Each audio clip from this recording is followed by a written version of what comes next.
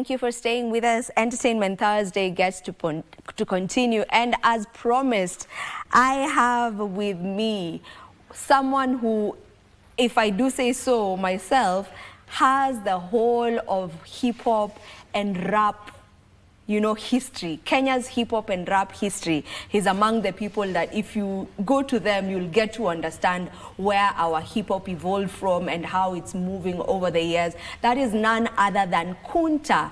Kunta is a Grammy-nominated producer and is a producer that has worked with so many artists, beginning with the pioneers of Swahili rap, who are none other than the legendary Kalamashaka.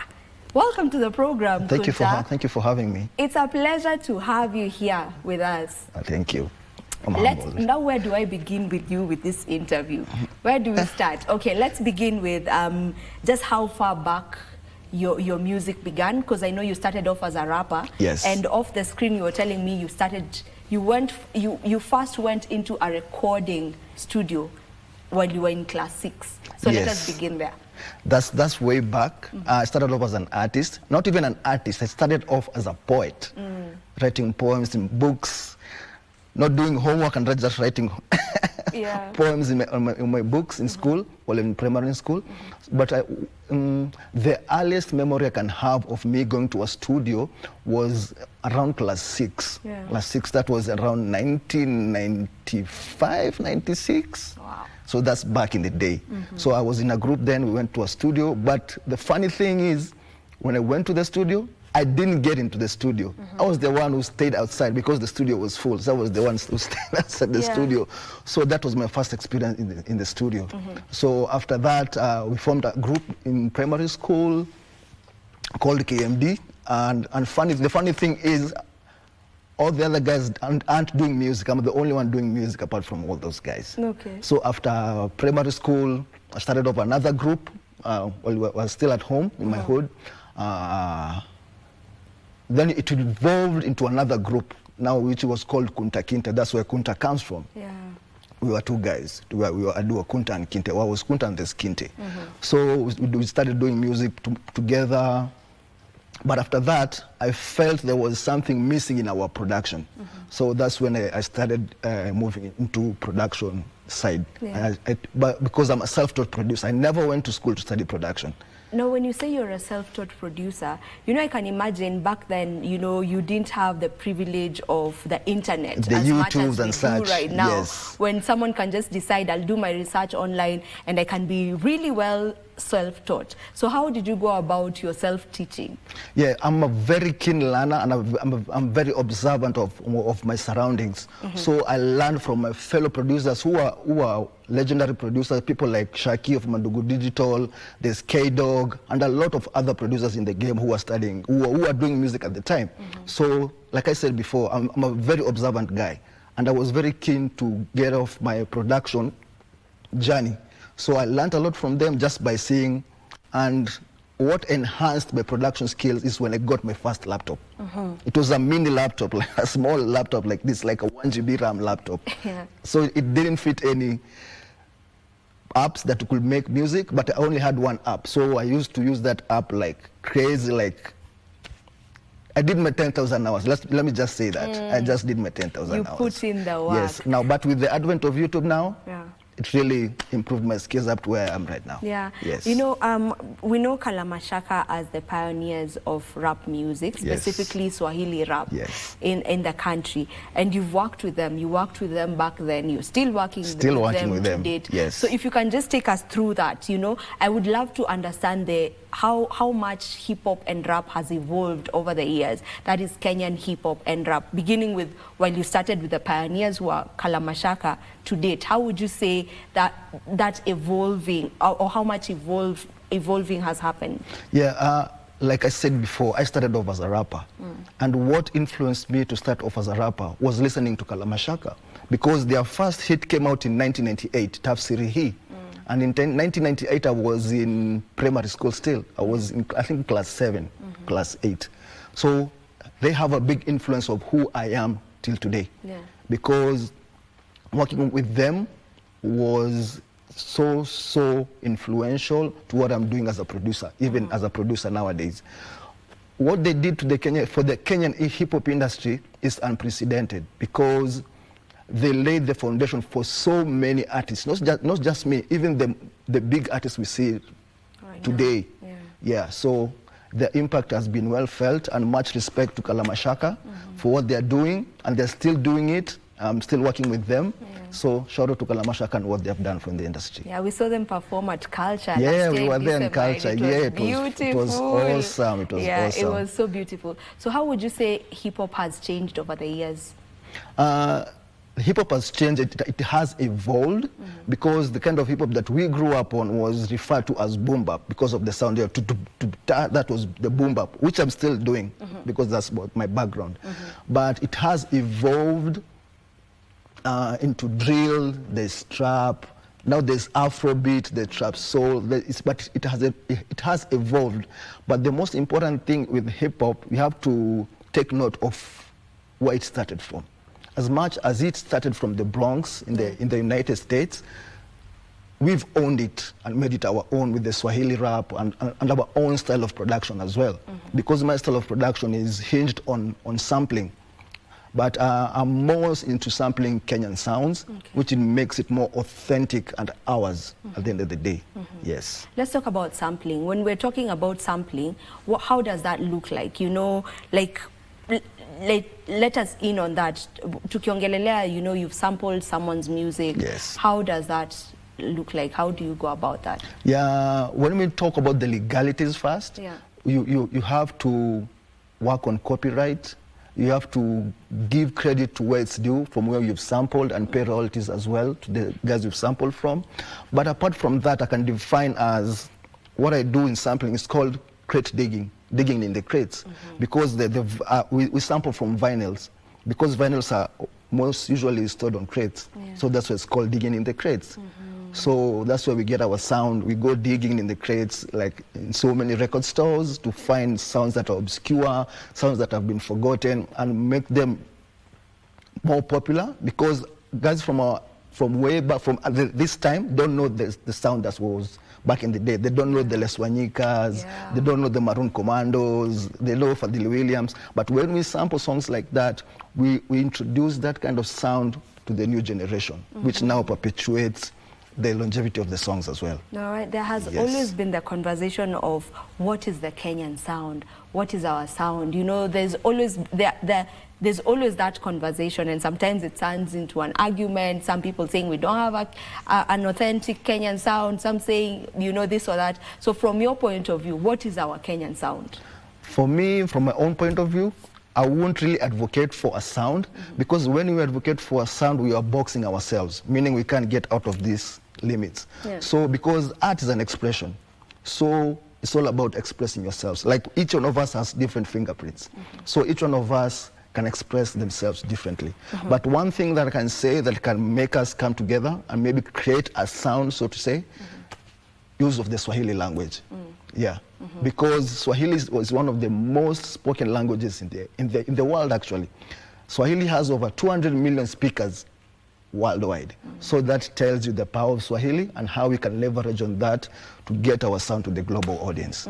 Yes. So if you were to advise the people who are in music right now, musicians, you would advise them to go more on the Swahili sound? I'll advise them to go to what feels authentic to them. Because not everyone can speak Swahili as fluent as we can. There's someone who can speak Digo, there's someone who can speak Kikuyu. That's their authenticity, that's their truth. So I'll advocate for them to sing their truth and to speak their truth. Because music is all about speaking your truth. All right. Yes. Nick? So, since you've been in the industry for the longest time, like you mentioned, you worked with the Kina Kalamashaka. Yes, still working with them. Long way. So how can you compare the hip hop of this generation and the older generation? How can you compare it right now? Is there any improvement or bado tuko ama tumeangusha? Tunaweza kuwa tumechoma na bado tuliharibu hip hop. Hip hop has never lost its essence because of people like Kalamashaka and other people that are doing the real hip hop. But music has evolved, not just hip hop. Music, because of the technology as well, music has really evolved because of the technology with the streaming. Because back in the day we didn't have streaming. Sure. Yeah, because now for us going into the music industry back in the day, we used to sell physical copies of the CD. Now we have streaming, we have Spotify and such. So the people accessing music is much easier. But the downside to having the music on streaming, it doesn't pay as well as selling the physical copies. Okay. Because if I have 1,000 CDs and I sell at 100 shillings, I'm sure I'm gonna get You're 100K. 100 Gs. But if I get 1,000 streams, it's not equivalent to 100,000 shillings. Okay. It's not even like $20, $2. Oh, really? Yes, they pay in cents actually. So streaming is not really favorable for artists. Even the big artists who do big numbers, they don't really get a lot of money. They get their money from shows and merchandising. Yes. Oh. And let's talk about the sound.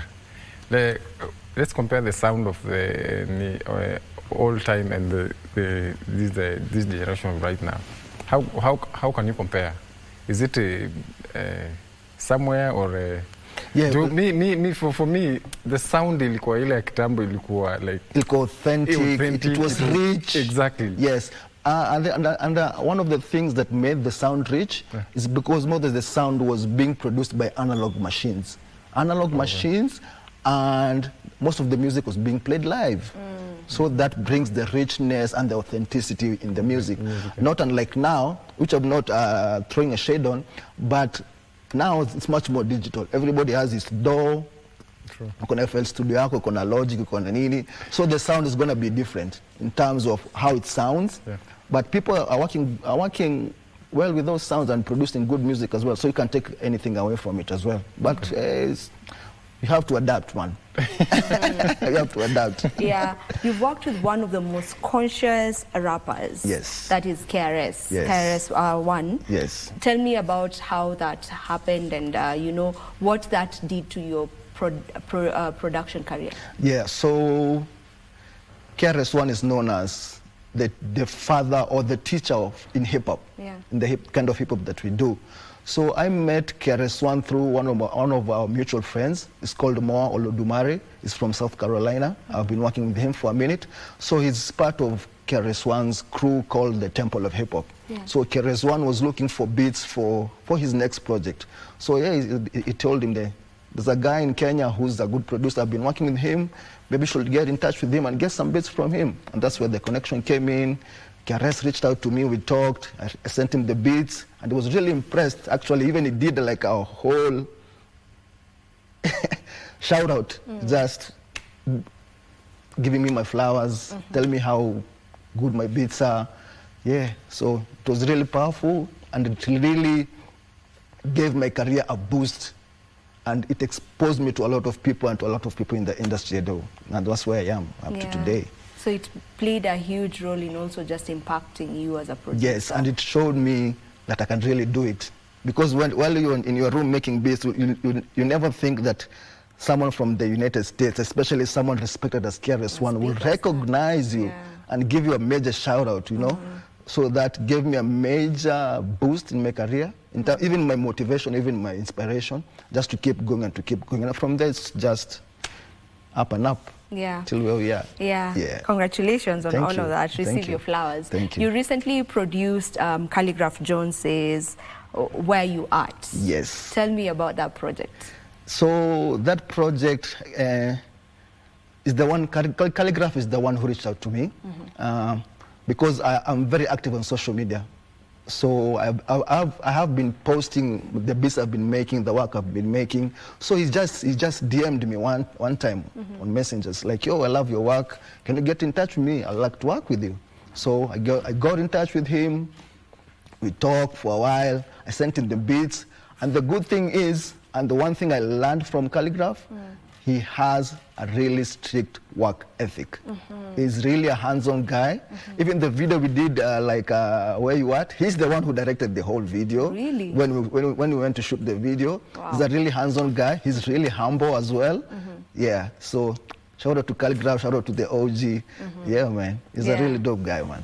Yeah, so and I like that you say that about him, because I mean, as a musician, I think you just have to put in the work. There's no other way out. You have to. You know, speaking about Calligraph the way you are, he's a big artist. You know, right now, if you speak about East African hip hop, Calligraph has to be there. You can't fail to mention his name. And the fact that, you know, just from, you know, having that project with him, one thing you're taking out of that is that he's a really hardworking, very hardworking person. He deserves whatever he has coming to him.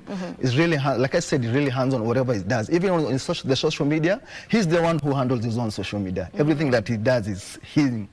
He's hands-on on everything he does. So much respect to him, and I learned a lot from him about the industry. Yeah. Yeah, so shout out to him too. I love that you're saying you learned a lot from him about the industry, and you've been in the industry. So it's just, you know, it's a never-ending, you know, experience. You know, I feel like we learn every day. Every day. And we should all be, you know, the kind of people who are willing to learn. You just don't come na kifua, wewe sasa utaniambia nini, mimi ndo nimekuwa kwa industry. Yeah, you have to have the learning spirit. Art is just like life. You can never say like you're fully learned and I know everything.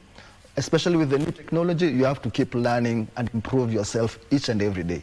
So especially with me in the production world, you have to be informed of the new softwares, the new plugins, the new styles of mixing, because the way we mix today is not the way music was mixed back in the day. So we have to have a heart of learning, keep learning and keep learning, and that's how you grow, and that's how you improve yourself as well. Yeah, to the young, maybe musicians who are watching us right now, specifically rappers as well, and just musicians all round, what would be your word for them in terms of, you know, how they can be able to just remain grounded in the industry and to remain also relevant for years, you know, because we see some coming in and then they fall off the bandwagon. So what would you say it takes to ensure that you have a longer lifespan in the industry? I'll take my case. I'll say first have knowledge of self, because one of the elements of hip-hop is knowledge, of which now I'm emphasizing on the knowledge of self. Always know yourself, because when you know yourself, nothing can get you down. Nothing will put you down and tell you that you're not the one. Always believe in yourself. Once you believe in yourself, and always have the heart to improve on yourself, work on yourself every day, have the heart to learn, be willing to put the work in when no one is looking, because that's where the real work is done. Always be willing to learn and be willing to work and put in the work. And have dedication to what you're doing.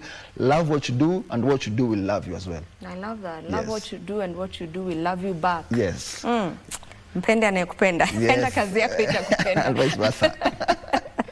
All right, before we come to a close, we have to talk about you being a Grammy-nominated producer.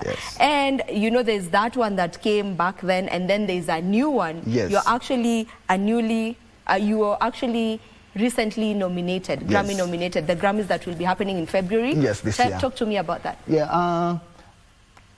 My journey in the Grammy started off with one of my business partners from New York. He's called Chad Harper. Shout out to Chad Harper of Hip Hop Saves Lives.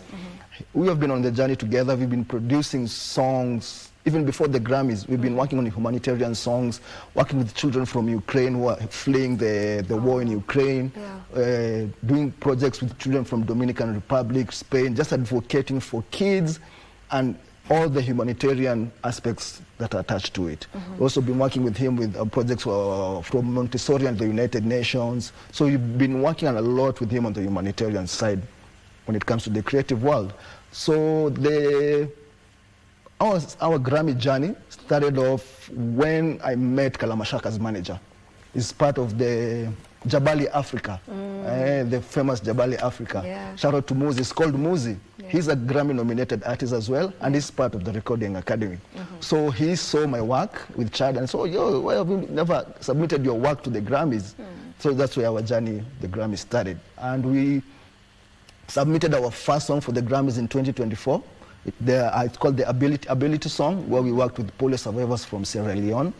The song was nominated for the best social change song. That's in 2024. Okay. Yes, and that exposed us to a lot of to a whole new world in terms of the Grammys and how the Grammys works. Yeah. So we learned a lot. And now we didn't win, but it gave us major boost in what we are doing, both of us, the work we've been doing. Yeah. But moving forward, now last year we submitted for now an album. We've done a children's album for Everyday Heroes album. So it's an album that celebrates everyday heroes from all over the world and change makers through hip hop music. So hopefully this year, prayers for us, gonna get our first Grammy. Oh, all the best on that. We hope that you get to bring it home. Yes. What would it take for us, and by us I mean the entire Kenyan music fraternity, what would it take for us to now have Grammy-winning musicians? Like we have someone like Calligraph Jones having been nominated in the Grammys and coming home with an award. Like, what do you feel it would take for us to get to that point? I'll say just be authentic in what you're doing. Because I've been in the Grammys, I've seen how it works, and you can see the kind of music that is being nominated and win. It's all about authenticity, having your own sound, and being who you are, expressing yourself freely and just being who you are. And also, what I realized with the music industry, especially when I got into the Grammys, is you need to have an extensive network of people in the Grammys. Because it's politics at the end of the day. As much as you're making good music, it's politics at the end of the day. So you have to know your way around the music industry and the who's who in the music industry. So you have to be really sharp as well and work on your social skills when it comes to the Grammys. But put in work in the music too. That's very, very important. Yeah. Who are the artists you feel right now are pushing the envelope when it comes to hip hop? Hip hop in Kenya? Yeah. Oh, of course I'll mention Calligraph Jones. For sure. Kalamashaka need to get something as well, like a Lifetime Achievement Award. Who else? There's some really dope artists in the underground. There's guys like Chabuli.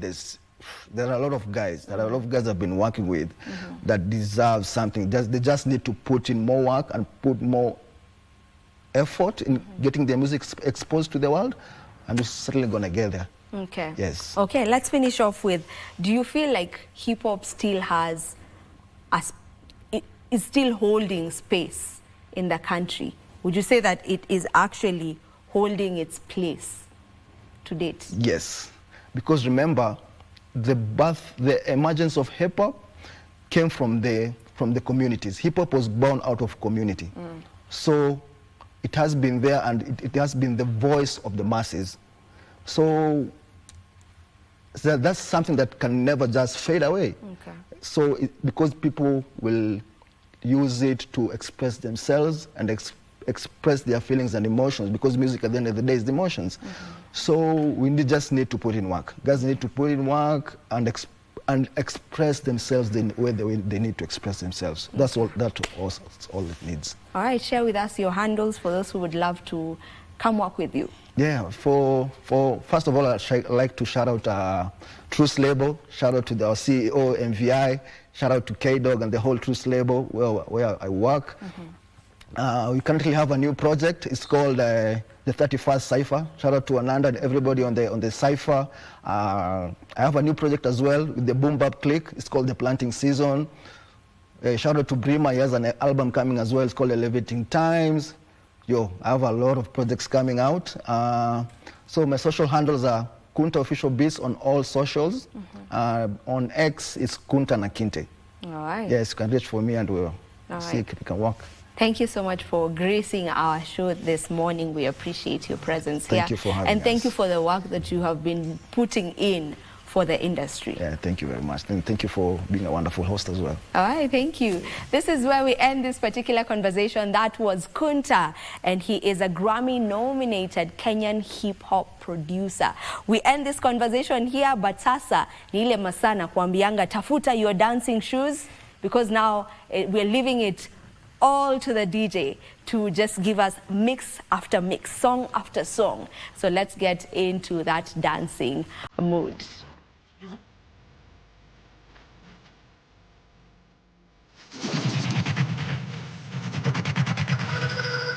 Unique boy.